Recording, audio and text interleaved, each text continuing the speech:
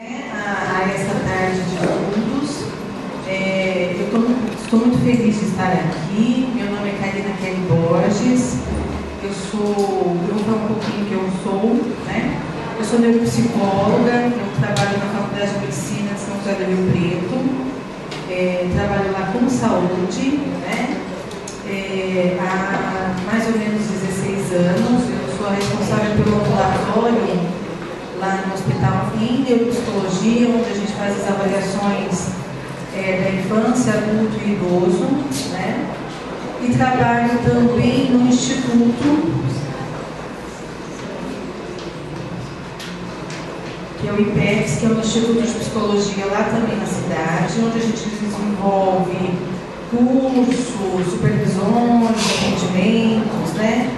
Nós temos uma parceria também com o hospital e parcerias com as alunas, né? Que é muito legal também. E aí, a pessoa que me fez o convite pediu para eu falar um pouquinho sobre diagnóstico voltado para a área da saúde. Aí eu preparei uma aula relacionando principalmente por que fazer diagnóstico, qual a importância de se fazer o diagnóstico ou não, né? E depois, no finalzinho, eu vou falar um pouquinho dessas relações, principalmente vou puxar um pouquinho da sardinha para a minha área, voltar um pouquinho para neurociências, o quanto é importante, o quanto a neurociências trouxe esse benefício em relação ao diagnóstico. E no finalzinho eu vou falar um pouquinho de DI, né? Deficiência intelectual, que eu acho que todo mundo, né, se depara bastante com ela, e que nos tempos de hoje, né, ao mesmo tempo que é difícil se fazer o diagnóstico, muitas vezes é mais fácil em relação aos conhecimentos, ao avanço da medicina e ao próprio avanço de cada técnico para fazer esse tipo de exame. Eu só queria conhecer um pouquinho para quem eu vou falar, né? Eu sempre gosto de conhecer um pouquinho para quem eu vou falar. Eu sei que a maioria, assim, todos trabalham em paz, é isso? São pedagogos. Quem é pedagogo? Eu sei que tem TOs aqui na frente, tem mais TOs? Não, TO tem que aumentar essa população no mundo, né? Fono. Legal. Fisioterapia. Muito bom. Enfermagem. Psicólogo. Assistente social. Os parceiros, assistente social. Psicopedagoga clínica. Educação física. Mais alguém? Não? Legal. É para o pessoal que eu gosto de falar mesmo, hein, gente? E eu quero que vocês me ajudem. O que vocês acham, por exemplo, dentro desse nosso tema, que seria interessante a gente discutir na tarde de hoje? Vocês acham que é importante essa questão aí do diagnóstico? O que vocês acham? Por que é importante? Como era antes? Como eram as coisas antes? Tinha um nome? Hoje, se a gente der um espirro diferente, não vai ter um nome diferente? Vai, né? Ontem, fazendo um ambulatório de Parkinson com o neurologista, a fono veio no ambulatório e falou assim para ele: professor, eu fui lá numa palestra de uma doutora e ela falou assim que fazer diagnóstico está tudo errado, que tem que ser tudo meio natural, né? Que cada um vai desenvolvendo na sua época, né? E que TDAH não existe. Aí o neurologista falou assim: não existe mesmo, né? Brincando com ela. Aí ele falou assim: e o que nós vamos fazer, né, com todas essas crianças, e agora tem chego também no consultório adulto e idoso, que não consegue ir para frente, em função de uma disfunção específica, né?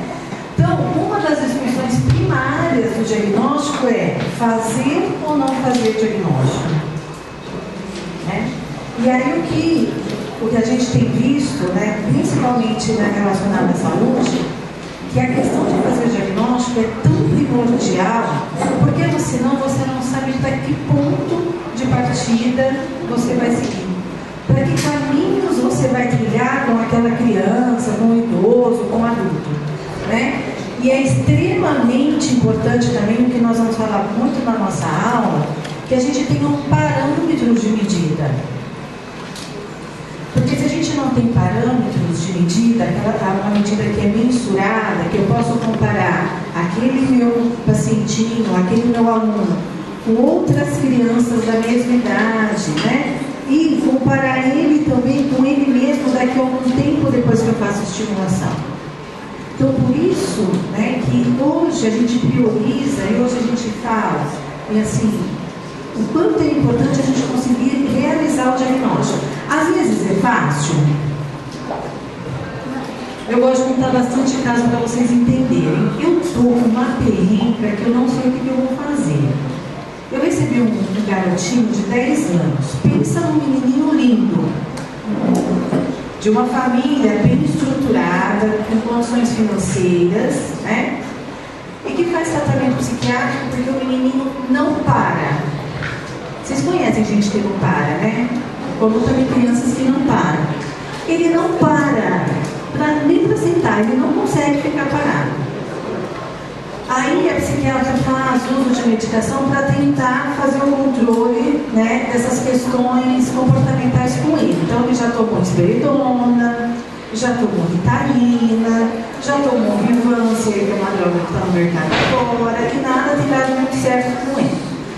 E aí a psiquiatra desconfia que ele tem um espectro autista, né, que está relacionado a essas estereotipias, esse comportamento impulsivo e a falta da inteligência. Aí a mãe, não muito contente com o diagnóstico, e com uma avaliação que foi feita anterior, levou ele para o Dr. Salomão, em São Paulo, né, que é um neuropsiquiatra bem famoso.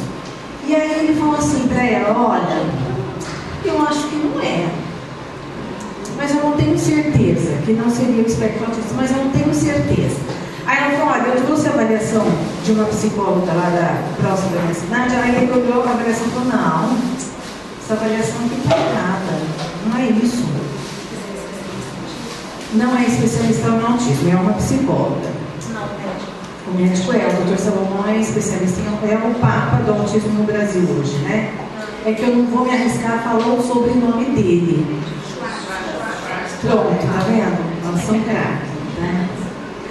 E aí ele falou: não, eu preciso de uma avaliação neuropsicológica. E aí a mãe pegou e foi me procurar, porque lá na cidade a gente ainda acaba sendo um pouco referência. E aí, na hora que eu vi a criança, que eu conversei com a mãe, eu falei: mãe, como que nós vamos avaliar uma criança que não para? Como que eu vou fazer testes, né, sendo que ele não consegue ficar um minuto sentado junto comigo conversando? Mas ele me abraça, ele me beija, ele tem contato social, né? Mas ele tem essa dificuldade. Aí eu falei assim para a mãe: tem alguém que fica com ele, que ele consegue ficar paradinho, pelo menos um tempo maior? A professora da escola. A mãe é dona de uma escola. Ela falou: a professora da escola consegue ficar com ele parado por um tempo maior. Eu falei: ótimo, é ela mesma que vai fazer a avaliação psicológica. A mãe falou: que jeito, Karina? Eu falei: eu vou ensinar para ela, né, as atividades que ela vai ter que desenvolver com ele, e eu numa sala ao lado, sabe aquelas salas espelho? Vou ficar observando e a gente vai ficar filmando tudo que ele for fazer. Pessoal, essa professora transpirou, né? O quanto esse garotinho dá trabalho. E mesmo assim a gente teve muita dificuldade. E aí a gente conseguiu filmar algumas coisas, né? Outras ele falava aleatoriamente, quer dizer, eu não soube dizer nem ela, será que ele estava pensando ou se ele estava muito desatento. Aí eu perguntei muitas coisas do que ele conseguia fazer na escola, né? Combinei com ela de ir na escola, fazer essa observação, para podermos tentar ajudar o Dr. Salomão a fazer o diagnóstico. Olha como é difícil. Porque um garotinho que veio com o laudo da psicóloga de deficiência intelectual grave. Só que ele sabe todas as cores. Ele sabe o cinza, ele sabe o roxo, ele sabe falar todos os nomes dos amigos, ele sabe nomear todos os objetos da sala. Uma criança dessa não pode ter deficiência intelectual grave. Se troca sozinho, se come sozinho. Então, uma das questões do diagnóstico é nunca olhar para a criança naquele momento isolado, e sim contextualizar, né, da onde ela está, o que ela faz, quais as relações que ela estabelece. Porque se a gente, por exemplo, nós formos fazer o diagnóstico olhando para aquele único momento, né, que a gente vai falar um pouquinho de diagnóstico em saúde, nós vamos ter muitos erros, e é o que tem acontecido hoje em relação à nossa saúde, né? Tem um médico que trabalha comigo, que ele é um excelente médico, mas ele tem que atender 30 pessoas no período da manhã, lá no postinho de saúde. O que ele fez? Olha só que terrível. Ele tirou a cadeira do consultório, a cadeira do paciente. Para quê? Para o paciente não sentar, e aí a consulta fica mais rápida. Vocês acham que isso é? Deus me livre, não é piada. Aí eu falei para ele, mas por que você fica? Ele falou, porque se eu saio, outra pessoa, talvez pior do que eu, vai ficar no meu lugar. Então, pelo menos eu estou lá, já conheço os pacientes, já sei aqueles que precisam de uma conversa maior, daqueles que não precisam, e aí eu tenho que tocar, eu tenho que atender os 30 pacientes no período da manhã. Porque quando, por exemplo, quando a gente vai ao médico, o que a gente espera daquela consulta médica? O que vocês esperam?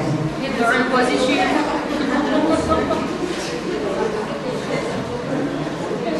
Que ele te dê, pelo menos, atenção, não é? Porque às vezes a gente fica esperando lá fora, na sala de espera, 2, 3 horas, não é não? Lá em Rio Preto tem um médico que eles esperam o dia inteiro para ele atender só à noite. Então imagina, pessoas ficam lá 5 minutos na cadeira do médico, o dia todo esperando ele. Então quer dizer, você espera que o médico te dê uma atenção. Só que o nosso sistema de saúde hoje não proporciona isso. Nem o paciente do SUS. Às vezes o paciente do SUS é muito mais privilegiado do que o paciente do convênio, do que o paciente particular.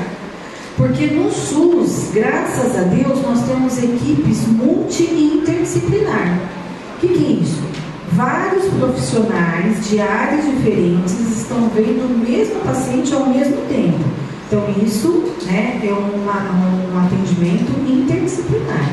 Quer dizer, o que o paciente está fazendo ou o que o paciente está falando, o psicólogo está observando, o terapeuta ocupacional está observando, o assistente social está observando, e aí cada um vai fazer a sua intervenção dentro da sua área, né? Só que no consultório particular, muitas vezes no convênio, é 5 minutinhos que a gente fica na cadeira. Então, o tempo hábil para ele fazer esse diagnóstico, qual é? Mínimo. E se você já vai lá com alguns sintomas, por exemplo, é muito engraçado, né? Se a mãe vai e fala assim, a professora falou assim que ele é hiperativo, não para quieto, desatenta. Já sei. Tome esse remedinho aqui por 3 meses, daqui 3 meses a senhora volta para ver se está tudo bem. Ok? Aí o que ele vai fazer? Ele vai fazer um teste com a famosa Ritalina para desatenção, hiperatividade e impulsividade. Mas será que aquela criança tem o transtorno? São essas as questões que nós temos de discutir. E é aí que nós, não médicos, tudo certo. E aí nós, não médicos, que entramos. Somos nós que temos que fazer esse caminho, né? Antes dessas crianças, antes desses adultos, por exemplo, chegarem à medicina. Porque eles chegam mais mastigadinhos para a equipe médica. E aí o tempo curtinho que eles têm em função desse sistema, pelo menos se valoriza o atendimento daqueles que não são médicos, psicólogos, fonoaudiólogos, fisioterapeutas e assim por diante. Porque se nós não nos valorizarmos, quem que vai nos valorizar? Eu sempre brinco, né? E falo, eu trabalho com vários neurologistas, psiquiatras, pediatras. Eu falo, olha, vocês são os últimos da fila. Por que será que nós pensamos que tudo é doença? Por exemplo, eu sempre falo com os meus alunos, vocês sabiam que às vezes dor de cabeça pode ser um tumor cerebral? Pode. Quantos de de vocês já tiveram dor de cabeça? Se não fosse 1% da sala, né? Não quero pôr medo em ninguém. Mas dor de cabeça muitas vezes pode ser alguma complicação neurológica mais importante, né? Mas eu não penso, por exemplo, que uma simples dor de cabeça pode ser uma doença grave assim. Penso. Por que será que eu penso que uma criança que não para quieta tem TDAH? Né? E aí, se a gente for pensar em outras questões, aí a gente vai ficar. Eu fico aqui o dia inteiro, a semana inteira. Aí nós vamos pensar quantas variáveis interferem, por exemplo, de uma criança não ficar quieta dentro de uma sala de aula. Ó, quer ver? Eu fui no último congresso de neuropsicologia em 2013, vai ter um próximo agora em 2014, não lembro, lá em BH. E um dos palestrantes falou assim: pensem um pouquinho como que é a cozinha lá da nossa casa. Não talvez da minha casa, assim, né? Apesar que a minha casa eu já monitorizei minha cozinha, porque como eu não sei cozinhar, eu já comprei aquela panela elétrica, né? Aquela fritadeira elétrica, tudo elétrico na minha casa, porque eu não sei cozinhar. Mas hoje na nossa cozinha tem geladeira que faz a compra do supermercado, não tem? Alguém tem essa geladeira? Mas existe, né? Existem essas panelas elétricas, quer dizer, tudo para que as coisas funcionem o mais rápido possível. Então quer dizer que a cozinha da nossa casa mudou, não mudou? E a escola mudou? Estamos no caminho, mas nós estamos longe ainda de chegar perto da cozinha. Tá? Vocês estão sentados da mesma maneira, eu estou falando da mesma maneira. Nós temos o quadro branco ou a lousa da mesma maneira. Não mudou muito. Não mudou quase nada. Imaginem a tecnologia que faz com que as nossas crianças tenham curiosidade para algumas coisas e na hora que elas chegam na escola, a professora fica contando aquela história lá, né? Extremamente chata, e aí eles falam assim: para que eu preciso disso? Qual é a principal variável para qualquer ser humano aprender qualquer coisa nessa vida? Motivação. Se eu não tenho motivação, eu não aprendo, né? Então, quer dizer, meu filho está no terceiro ano, então às vezes ele chega em casa assim: nossa, hoje foi terrível, mãe. O que foi? Lá naquela aula de filosofia, mãe. O que é aquilo que a professora estava falando? E aí outro dia ele chegou em casa e falou assim: mãe, hoje foi super legal. O que aconteceu? A professora leu um livro de histórias de terror pra gente. Aí eu falei: mas qual é a novidade? Ela apagou todas as luzes da sala, pegou uma lanterna, mãe, colocou bem na cara dela e foi lendo a história com a lanterna na cara dela pra gente. Mãe, foi assustador. Ele soube contar a historinha do livro inteira pra mim. E olha que meu filho odeia ler, odeia escrever, né? Eu tô fuzilada. O que essa professora fez? Motivou, mostrou interesse, fez algo diferente, né? Por que concorrer com iPad, iPod? Ninguém merece, né? O que nós falamos na tecnologia, isso está muito mais à frente. Então, concorrer com essa tecnologia é desleal. Como eu estava triste, que eu falei: nossa, eu vou concorrer com o autismo hoje, quase não vai vir ninguém. Olha que feliz que eu fiquei, né? A sala está cheia. Então, essa concorrência é muito desleal, né? E se a escola não começar a tomar providência, como a saúde também, em relação a essas mudanças, né, muitas coisas a gente vai realizar errado. E uma delas, principalmente, é a questão do diagnóstico. Não significa que criança que não para é uma criança que tem TDAH. Porque o problema pode estar no artista principal, não pode? Imagina se eu viesse aqui falar com vocês, toda despenteada, tivesse sentada, falando sobre essas coisas, né? Metade da sala já tinha ido embora. Falei: nossa, ninguém merece a professora toda feia, ainda falando sentada, não é? Então, esse processo de mudança, esse processo motivacional é o que faz com que a gente vá para frente. E o que o mundo espera, por exemplo, dos indivíduos de hoje? O que vocês acham que o mundo quer da gente hoje?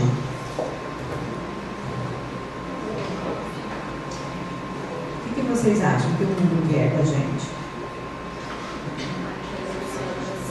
Oi? Adaptação? Mas tem uma coisa que o mundo hoje exige a todo momento. Hã? Também. Perfeição? Aparência. Eu acho que é uma coisa que começa com V. Velocidade.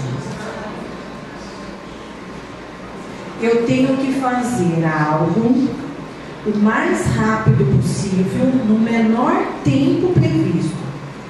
O que eu faço hoje, amanhã eu tenho que fazer, mas no menor tempo ainda.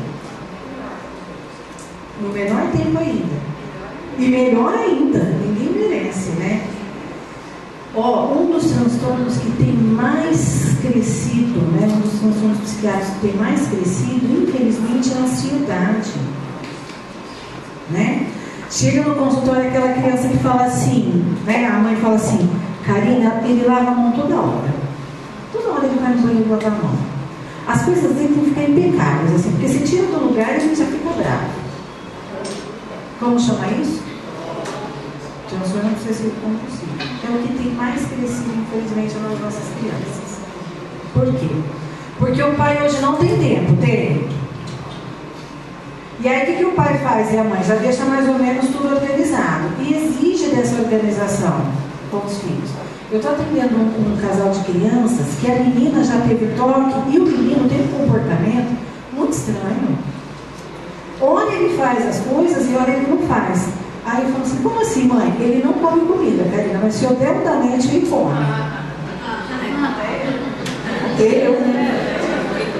Aí eu falei assim: Karina, ele vai na escola, nenhuma atividade ele faz, mas em casa, se eu troco alguma coisa com ele, aí ele faz atividade. Até eu, né? Então os pais acabaram sendo tão permissivos em relação a essa criança, que daqui a pouco essa criança vai ter um diagnóstico psiquiátrico e aí nós não vamos conseguir melhorar muito mais. Okay? Por causa dessa ansiedade, dessa questão de rotina que os pais vão criando para os nossos filhos. Né? Então vem aumentando esses níveis de ansiedade. Então tudo isso, né, é extremamente importante quando a gente vai pensar no diagnóstico. Eu não posso pensar, lembra que eu falei para vocês, isoladamente, pontuar aquele momento do que eu estou junto com aquele indivíduo, mas eu tenho que tentar mapear tudo que tem acontecido com ele, como que são essas relações no dia a dia dele, né? Que variáveis que interferem ou não para ele isso tudo modificar. Okay? Isso é o que é mais importante. E aí vocês vão ver durante a aula que eu vou falar várias vezes. O modelo ideal para diagnóstico é o modelo biopsicossocial. Eu tenho que olhar a pessoa como indivíduo, como ela está inserida no dia a dia, seus pensamentos, suas relações, suas emoções, né? Porque às vezes eu vou ao médico só para ele falar que eu não tenho nada, né? Só que aí é muito engraçado o nosso sistema. Se eu vou ao médico e ele fala para mim que eu não tenho nada, o médico não presta. Esses dias a minha mãe foi no médico, ela falou assim para mim: ele nem relou a mão em mim e me falou que eu estava com virose. Aí eu falei: mãe, diagnóstico de virose não se faz relando, né? Então olha aí o pensamento que as pessoas têm sobre o que é fazer o diagnóstico. Quer dizer, se o médico não rela, se o médico não pede um exame, né? Tem mães que falam assim: eu queria tanto que meu filho fizesse uma ressonância magnética. A gente não sabe, gente, ressonância magnética, ele se expõe ao radiofármaco, né? A radiação é ruim. Né? Por que vocês acham que aquele povo faz ressonância magnética, põe o paciente lá dentro e depois sai correndo?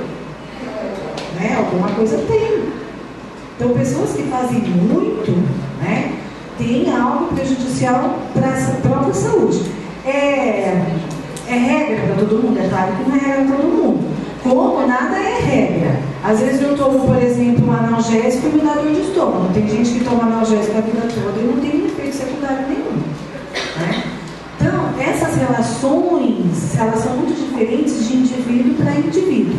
Okay? Por isso, da importância desse modelo biopsicossocial. Porque aí eu consigo identificar variáveis que estão interferindo em tudo isso. Tá bom? Ó, o pessoal do congresso não conversou sobre isso comigo, mas eu sou super descolada em relação a isso. Não precisa ficar anotando os slides, tá? Eu não sei se eles têm um e-mail de vocês. Não tem? Então a gente passa uma lista, alguém pega um papel, passa uma lista, que aí a aula na íntegra eu passo para vocês, tá bom? Eu peço para minha secretária passar para vocês. Combinado? Porque eu não consigo fazer duas coisas ao mesmo tempo. Então, né? E vocês acham que dá para fazer duas coisas ao mesmo tempo? Dá? Mal feito, mas tá. Ó, segundo a neurociências, principalmente uma mocinha que seria bem legal vocês conhecerem. Alguém já ouviu falar sobre neurociências aqui? Já? Levanta a mão. Nossa, que delícia! A Suzana Herculano é uma neurocientista, ela é bióloga, ela fez pós-graduação na França, não sei aonde, né? E ela é bem interessante, porque ela fala com muita propriedade sobre neurociências. Só vocês digitarem ela no YouTube, vai aparecer um monte de vídeos dela. E em uma reportagem ela falou assim que nós não somos capazes de fazer duas coisas ao mesmo tempo. Nós somos capazes de alternar em períodos muito curtos. Mas ela deu exemplo, por exemplo, de estudar escutando música, né? Ora você está prestando atenção na matéria, ora você está prestando atenção na música. Um dos dois fica pano de fundo. Mas aí eu não estava perto dela para fazer o seguinte questionamento. E a dona de casa que consegue, né? Mas é também uma atenção alternada. Arrumar a cozinha, panela no fogo, a máquina batendo e o filho ainda perguntando questões sobre a tarefa. Né? Mas aí se a gente for pensar na teoria da Suzana, é alternada, porque cada segundinho eu estou fazendo uma coisa diferente. Ok? Então essa coisa de assobiar, chupar cana e ainda fazer mais alguma coisa, não dá muito certo. Uma coisa de cada vez. Bom, vamos lá. Então, qual que é a importância desse diagnóstico em saúde? Ok? A avaliação é aquela que vai preceder a intervenção, né? E muitas vezes, na avaliação, você já pode fazer o quê? A intervenção. Às vezes a mãe chega e fala assim, ele dorme na minha cama e do meu marido. Mãe, ele tem 10 anos. O que ele está fazendo lá no meio? A senhora não se dá bem com seu marido? Não tem nada a ver, que ele acostumou sempre dormindo na nossa cama e a gente foi deixando. Não, mãezinha, não pode. Aí, muitas vezes, a gente já faz a intervenção na própria entrevista, na própria anamnese, ok? Eu geralmente não faço muito porque eu já estou descolada. Tem pais que arrepiam quando a gente fala essas coisas, não é? Ela, nossa, ela já está me bloqueando logo na primeira vez. Então, às vezes, eu tento conquistar primeiro a família, tento que a família crie um processo empático comigo, e só depois, então, eu vou falar dessa seriedade do que seria bacana e do que não seria bacana. Ok? Uma das preocupações que hoje os pais têm em relação à saúde dos filhos é porque o nosso mundo é um mundo muito ruim, né? Muitas vezes muito violento, é muito perigoso. Uma vez eu fui fazer avaliação neuropsicológica com uma garotinha de 10 anos, que a queixa era dificuldade de aprendizagem. Aí eu perguntei assim para a mãe, o que ela faz sozinha? Aí a mãe ficou olhando assim para mim, né? Como assim sozinha? Aí eu falei, não.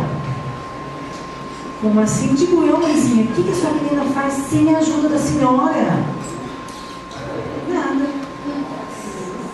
Eu falei assim, ela se troca sozinha? Não, eu ajudo ela a se trocar. Ela come sozinha? Não, eu coloco a comida para ela, às vezes eu dou até na boca dela. E foi sempre assim, mas sempre assim, eu só tenho ela, né? E aí, tadinha. E aí, né, que a gente tem que fazer todo aquele sermão do Pai Nosso depois. Está errado. Porque se eu não der oportunidade para a criança de se desenvolver, que a gente vai ver um pouquinho lá na frente, é óbvio que ela não vai se desenvolver. É como essa mãe estava criando essa garota dentro de uma bolha. E criar crianças hoje dentro de bolha, o que acontece? E aí um outro pensamento, se a gente for pensar assim, bem estreitamente, hoje os adultos demoram mais tempo para sair de casa, não demora? Eu não vou perguntar quem mora com a mãe e com o pai ainda. Mas assim, muita gente deve morar com a mãe e com o pai. Antigamente, né, se a gente for olhar para a história passada, os nossos pais saíram de casa muito mais, ou para casar, porque não aguentavam mais os pais dentro de casa, né? Tinha todas aquelas histórias. Mas os homens, principalmente, eles saíram de casa muito cedo, né? O meu pai, por exemplo, saiu de casa com 7 anos. Olha como meu pai é precoce demais, né? Mas as pessoas saíam. E hoje a gente vê, né, que os nossos adolescentes, nossos adultos jovens, eles ainda criam uma relação muito dependente com os pais, né? Porque os próprios pais acabaram criando essa relação de dependência. Quando a gente pensa, por exemplo, na característica principal, qual a idade melhor para a alfabetização? O que vocês acham? Com quantos anos a gente vai alfabetizar uma criança? Será que tem a idade certa para alfabetizar?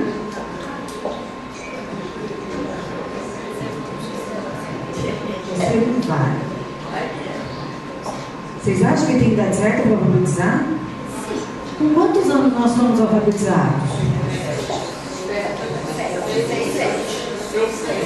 6, 7 anos. Tá. E hoje o pessoal, a molecadinha está se alfabetizando com quantos anos? 4, 5, não é? Aí eu faço uma pergunta para vocês, que vocês já conhecem neurociências. Vocês acham que o cérebro desses indivíduos está maduro? Como que está o desenvolvimento deles? Será que está certo? Está todo mundo matando Piaget, Vygotsky, não é? Coitados, eles demoraram tanto tempo para fazer o que eles fizeram e nós estamos matando eles. Aí a molecadinha entra mais cedo na escola, né? Aos 4, 5 anos. Aí são alfabetizados aos 5, 6 anos. E aí no final, lá com 15 anos, já estão indo para as universidades.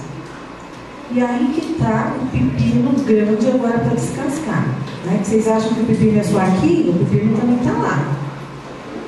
Um monte de crianças com atraso da aprendizagem, um monte de crianças que terminam o ensino fundamental e não sabem o que vão fazer da vida e ficam 3, 4, 5, 6 anos no cursinho, né? Saiu uma pesquisa ontem, né, sobre a questão escolar, e eles conseguiram mostrar que as nossas crianças, né, 27% das nossas crianças estão 2 anos atrasadas em relação ao ensino.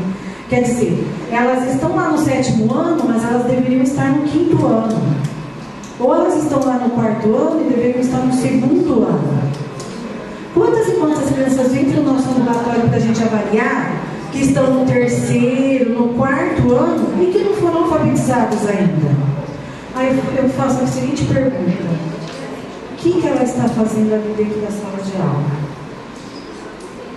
O que vocês acham que ela está fazendo?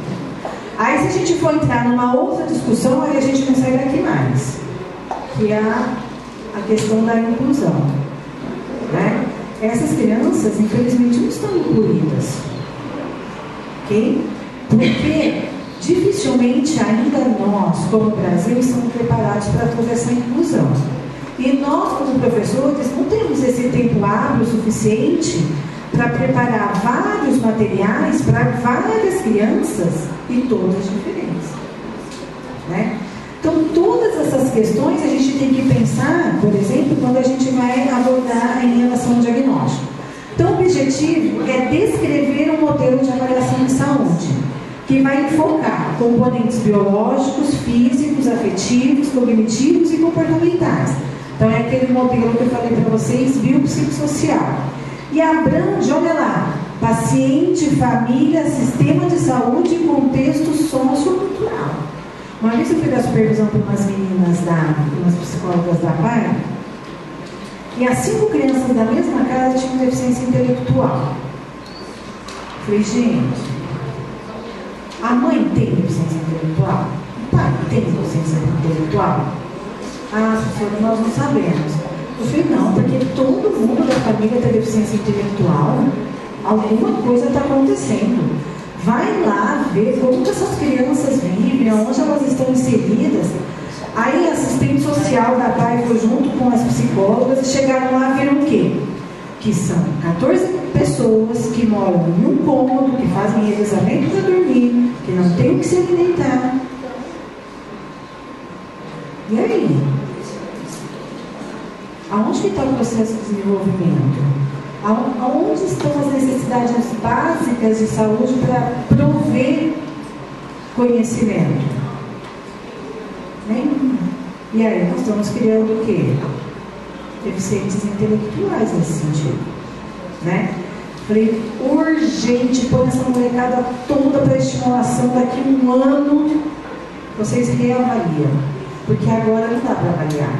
Agora não dá para bater o martelo e dizer que elas têm deficiência intelectual, porque a gente tem que descartar essa variável que é extremamente importante, que é uma variável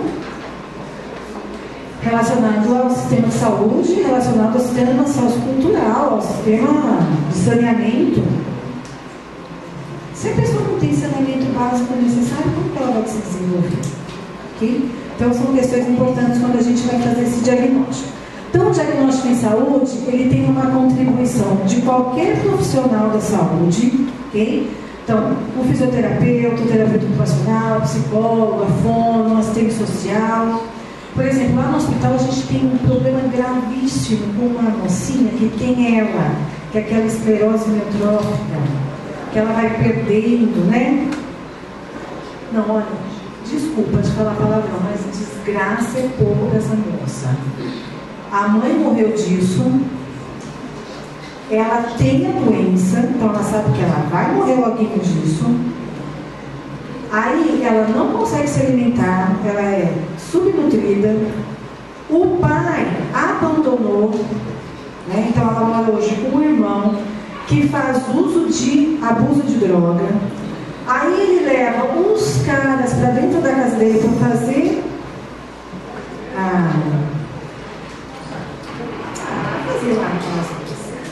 Aí esses garotos que vão na casa dele abusam da irmã. Ela recebe uma pensão da mãe que o pai roubou. E, gente, cuidado da assistente social. Não é não? Aí ela vai para o nosso ambulatório para nós fazermos atendimento. Senhor, eu como psicóloga, eu fico totalmente, assim, de mãos atadas. O que eu vou fazer com uma garota que tem um problema social gravíssimo? Eu vou conversar com ela sobre o quê? Que ela tem que enfrentar esses caras que vão lá fazer isso com ela? Né? Então, olha como todos os profissionais são importantes. Quando essa moça chega no nosso ambulatório, nós até chamamos a Regina, que é nossa assistente social. Ô, Regina, lá, o seu caso chegou. E aí todo mundo fica assim, extremamente compadecido com tudo aquilo que está acontecendo com aquela garota, né? Nós ficamos, o médico então ele fala assim, olha, outro dia fomos sair chorando no ambulatório de ver a situação da moça e não tem muitas coisas para a gente fazer. Então, quer dizer, esse modelo de diagnóstico, né, é um modelo que qualquer profissional da saúde é importante nessa questão. Nenhum é mais nessa rede ou menos importante, ok? Porque o primeiro passo de tudo isso é delinear um tratamento. Quer dizer, essa garota faz um tratamento neurológico por causa da doença dela. Mas a questão mais importante nesse paciente é, por exemplo, responder a todos os problemas que estão relacionados a isso. O ela é menos importante. O mais importante é essa menina comer, o mais importante é essa menina ter uma boa saúde física, mental, né, do que a própria relação que ela tem com a doença. Bom, e aí nós enfrentamos diante disso inúmeros problemas. Foi feito agora, no comecinho de 2014, um estudo em um hospital geral aqui no Brasil, com 1.000 avaliações psiquiátricas. E aí, o que eles conseguiram fazer com essas avaliações? Diagnóstico diferencial. Quer dizer, será que todo mundo também a gente coloca dentro do mesmo balde? Será que todo mundo tem a mesma patologia? Será que é importante eu saber sobre patologias diferentes? Muito. O pessoal da psiquiatria está sofrendo por demais, porque o que tem aumentado é o número de tentativas de suicídio. As nossas psicólogas que trabalham na emergência, o que mais elas atendem são pacientes que tentam se matar com os próprios remédios que os médicos dão. Então, por exemplo, se o médico dá Rivotril, fala, é 1 por dia, ela vai lá e toma a caixa inteira, né? Pensando que talvez vai acontecer alguma coisa com ela. Nem sempre acontece, né? Na maioria das vezes não. Mas são pacientes que teriam que ter um valor preditivo anterior para fazer um diagnóstico diferencial, que eles são potencialmente de risco. Eu não acompanhei muito o caso daquele menininho que morreu esses dias aí, que os pais mataram. Como chama? Leonardo. Mas eu atendi ontem uma mãe que ela tem um filho que é opositor desafiante. Eu já até fiz a avaliação do filho dela.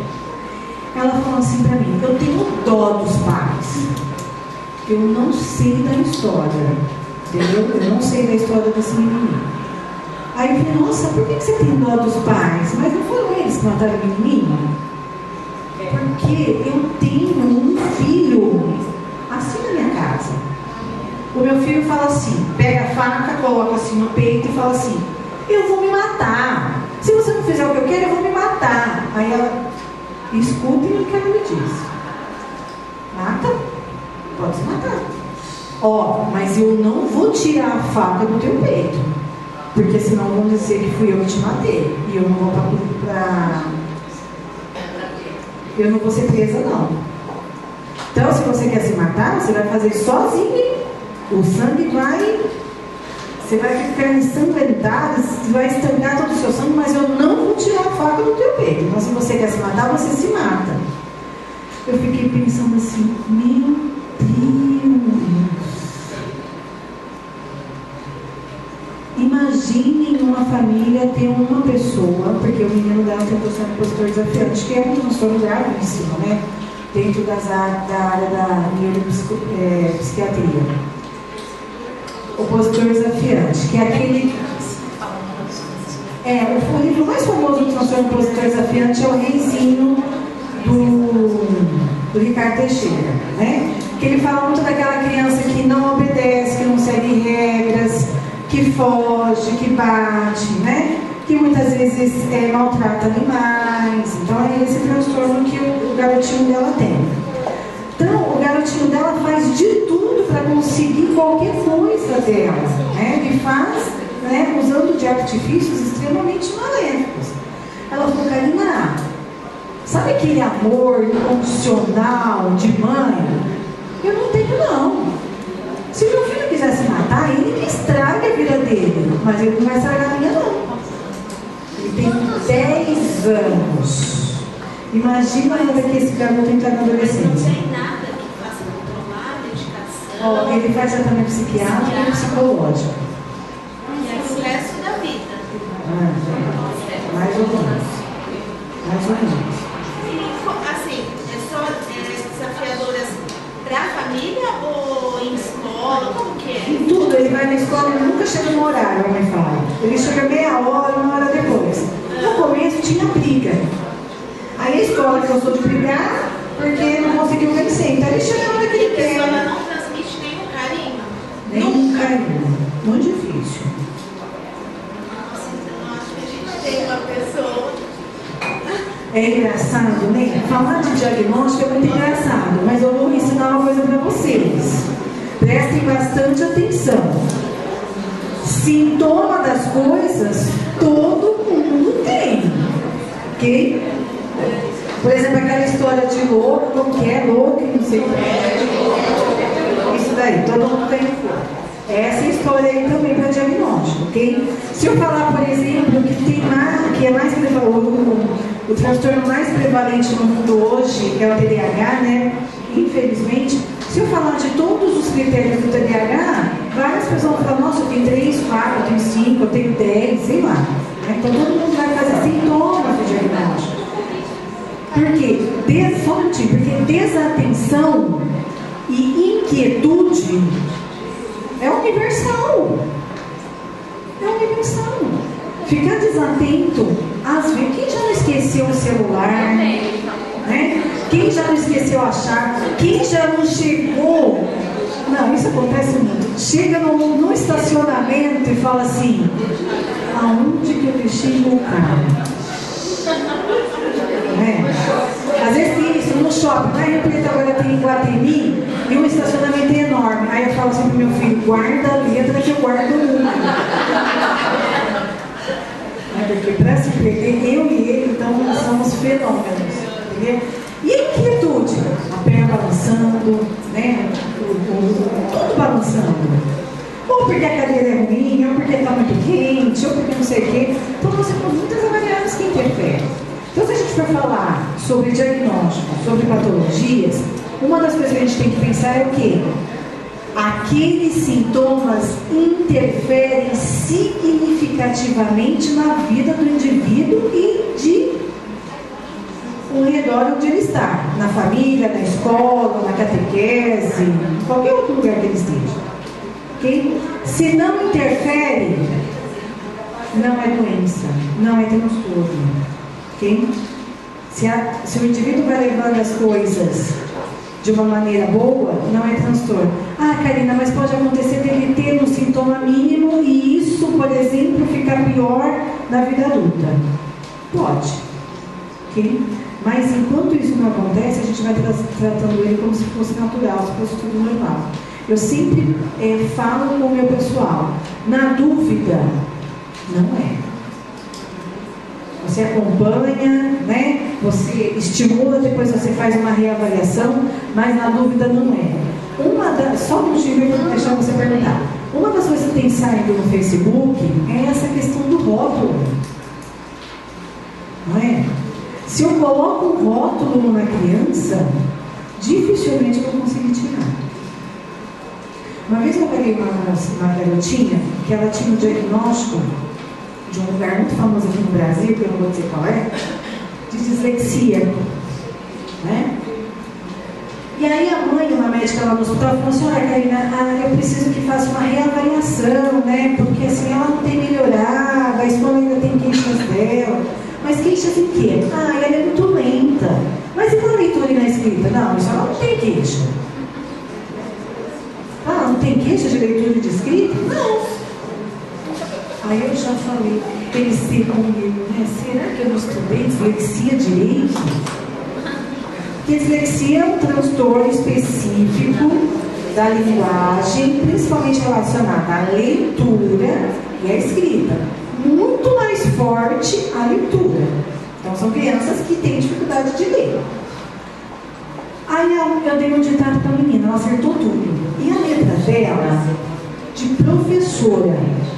Eu nunca vi um disléxico na minha vida com letra de professora. Alguém já viu? Que disléxico de escrever. Tem um teste. Aí já me brecaram aqui. Tem um teste que pergunta assim para a criança, um teste para usar aqui da matemática. 3 geladeiras numa casa, é pouco, suficiente ou muito? Aí a criança fala: ah, é muito. 2 móveis no céu, é pouco suficiente ou muito? Ah, é pouco. Aí eu perguntei assim para uma disléxica: 5 palavras no livro, é pouco suficiente ou muito? Tia, é pouco, mas para mim é muito. Gente, disléxico odeia ler, né? E essa garotinha não tinha nenhum sintoma de dislexia. O que ela tinha? Diminuição da velocidade do processamento. Lenta no último. Você perguntava uma coisa para ela, ela te respondia 5 minutos depois. Mas respondia. Para se trocar, a mãe falava assim que tinha que avisar 1h30 antes para ela se trocar, porque senão não dava tempo de chegar no compromisso. Aí eu perguntei assim para a mãe que é médica: mãe, aconteceu alguma coisa durante a gestação? Não. Aí eu falei assim: com quantos anos a senhora teve ela? Ah, com 42. Fator de risco. Infelizmente, né, a mulherada toda acha que pode ter filho até os 60. Poder pode, né? Mas é um fator de risco. Os ginecologistas muitas vezes podem falar que está tudo legal, mas nós sabemos que tudo envelhece, né? Até o espermatozoide do homem envelhece. Okay? Então, essa garotinha, eu disse assim para a mãe: ela não tem dislexia. Aí a mãe me disse assim: não, nessa altura do campeonato você vai me falar que ela não tem dislexia? Eu falei: mãe, ela não tem nenhum sintoma para disléxica. Então, eu nem vou pegar o seu lado. Porque eu prefiro que ela tenha dislexia, pelo menos ela é protegida, do que você dizer que ela tem qualquer outra coisa. Gente, olha a loucura do rótulo. E hoje, por exemplo, muitos adolescentes me procuram porque, se eu provar que eles têm TDAH ou dislexia, o concurso público, a faculdade dá um tempo maior, a faculdade dá uns pontinhos no final do ano, tem não sei provas de recuperação.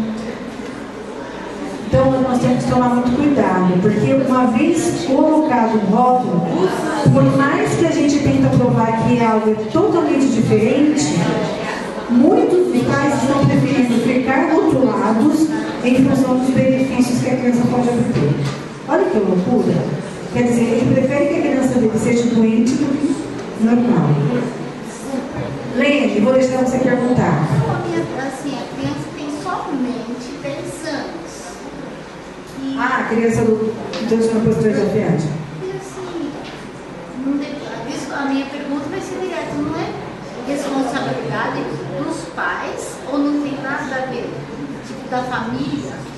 Mas a família é bem assistida, ela faz tratamento com a criança e mesmo assim a criança tem esses comportamentos. É normal, então? É normal. O transtorno opositor desafiante são casos bem complicados, bem difíceis mesmo. E aí precisa fazer esse tratamento conjunto, né? Multidisciplinar. A psiquiatria e a psicologia. Okay? Assusta mais, Lene, quando nós enfrentamos essa questão com o transtorno de conduta, que é o transtorno opositor desafiante piorado, né? Principalmente acontece na adolescência. Aí é muito complicado. Eu já tenho de garotos que entraram dentro do consultório fumando e eu não consegui fazê-los parar de fumar, então eu tinha que fazer uma avaliação rápida para o juiz e eu disse assim: olha, aqui dentro não é lugar de fumar. Ele falou assim: ou é assim ou eu não faço. Então, quer dizer, ele ameaçava a todo momento, né? Então, assim, aí eu tinha que fazer para devolver esse serviço para o juiz ia internar, parará. Então, são casos complicadíssimos, né? Por isso que é importante, eu sempre falo, eu saber mais ou menos sobre todas as patologias. Mais ou menos, não preciso saber decorar, né? Que eu vou falar para você lá na frente, que os critérios mais utilizados hoje mundialmente é o DSM, né? Eu não preciso saber decorar, mas eu preciso pelo menos conhecer um pouco, porque muitas vezes a gente come bronha.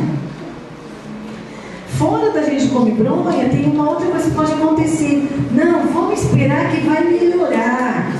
Ou se não, aquela história do estalo. Não, daqui a pouquinho dá um estalo e melhora. Às vezes o estalo nunca vem. Eu falei, gente, mas esse estalo está demorando. Tem mãe que vai no consultório e fala assim, olha, a professora falou assim que ia dar um estalo, mas nossa, daí eu tô achando que esse estalo está demorando tanto. Ai, que estalo é esse? Ok? Então, nós temos que saber, principalmente, eu falo para as minhas meninas, né, para os meus alunos, sobre desenvolvimento infantil. Quem trabalha com criança com que idade é esperado andar, com que idade é esperado falar, com que idade é esperado isso, com que idade vocês acham que a criança tem principalmente controle inibitório? Vocês sabem com que idade a criança tem controle inibitório? Não? Vocês sabem o que é controle inibitório? Não? Vocês conhecem o teste do marshmallow? Mas vocês não conhecem o teste do marshmallow?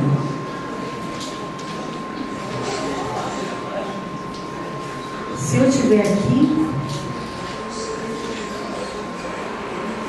como que passa para baixo? Vocês sabem?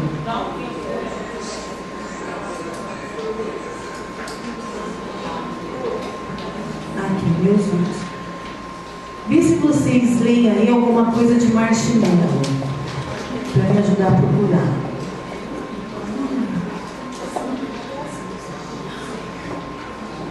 Esse é o Windows 8, né? Olha, eu tenho o Windows 8. Eu já quase joguei meu computador fora. Ah, é lá. Ó, peraí. Deixa que eu clico que eu vou explicar isso. É o seguinte. Ó, vou só pedir um favor. Deem risada abaixo, porque senão o povo daqui vai me matar. É o seguinte. Foi um teste, né? Um estudo que foi feito lá nos Estados Unidos com crianças de várias idades. A examinadora falava assim, ó, vocês conhecem aquele docinho marshmallow? Sei que alguém gosta, mas lá é o nosso brigadeiro, né? Falava assim para a criança, eu vou colocar esse docinho aqui. Se você não comer, daqui a pouco eu entro de novo e te dou um outro docinho, um outro marshmallow. Só que a regra é não comer. Vamos ver o que aconteceu? Bárbara, 2 minutinhos. Eu expliquei porque ela fala em inglês.